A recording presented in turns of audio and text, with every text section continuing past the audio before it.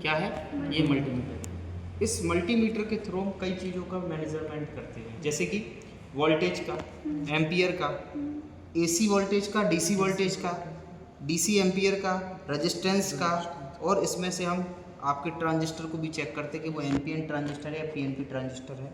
इसके बाद इसमें कंटिन्यूटी मोड का, डायोड का, इनका उपयोग करते हैं। तो आपको ये पोर्शन जो दिखाई दे रहे होंगे, देखिए ये एक वोल्टेज का है, ये पोर्शन यहाँ तक दिया गया है, और ये भी एक वोल्टेज का। बस फ़र्क इन दोनों वोल्टेजों में ये है कि ये वोल्टेज वाला जो पोर्शन है वो किसके लिए यूज़ किया गया है, ये यूज़ किया गया है आपके डीसी वोल्टेज के लिए। ये दोनों किसके लिए यूज़ किए गए हैं, एसी वोल्टेज। यानी कि रेंज कितना है, 200 से 750, यानी कि 750 तक का आप यूज़ कर सकते हैं।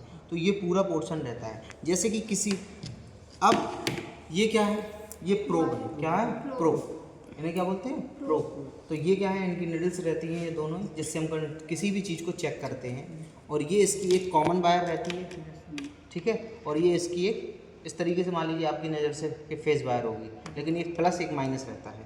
अच्छा, इनमें आपको 3 पॉइंट मिलेंगे देखने के लिए, 1 2 3। तो कॉमन वाले पोर्ट में आपको ब्लैक वायर को इंसर्ट करना है। क्या करना है, ब्लैक वायर। ये हमेशा यहीं रहेगा, इसको कभी चेंज नहीं करना है।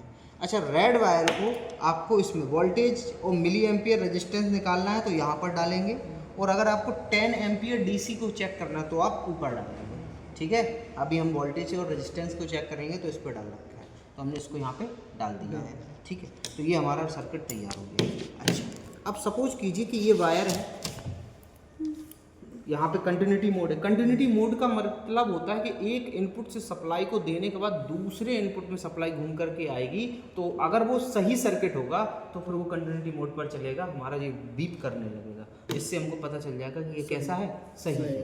तो हमने देखिए कि सबसे पहले इसको क्या लाया, इसको हम कंटिन्यूटी मोड पर लेकर आए। किस पर लाए हैं, कंटिन्यूटी मोड पर।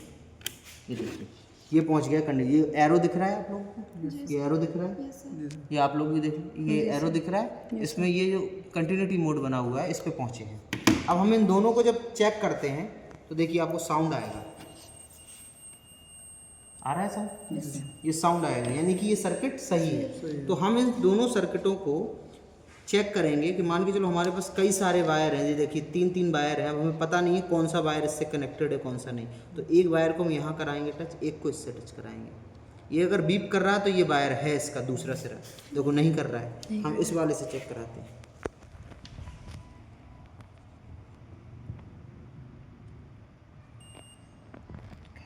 कर रहा है, ये देखिए। तो यानी कि एक सिरा तो एक वायर का ये है कि अगर ये शॉर्ट होती वायर तो ये बीप नहीं करेगा, समझे बात।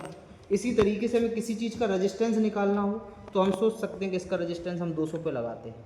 तो हम जैसे ही लगाते हैं इन दोनों को चेक करते हैं, ये देखिए इन दोनों को हम जब चेक करेंगे तो हमारा रेजिस्टेंस निकल कर आएगा 3.5। कितना आ रहा है, 3.5। यानी कि ये वायर का जो रेजिस्टेंस है वो कितना है, 3.5। क्या है, 3.5 है।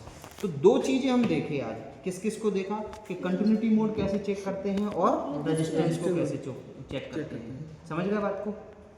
अच्छा, इसमें अब जैसे कि इसमें वायर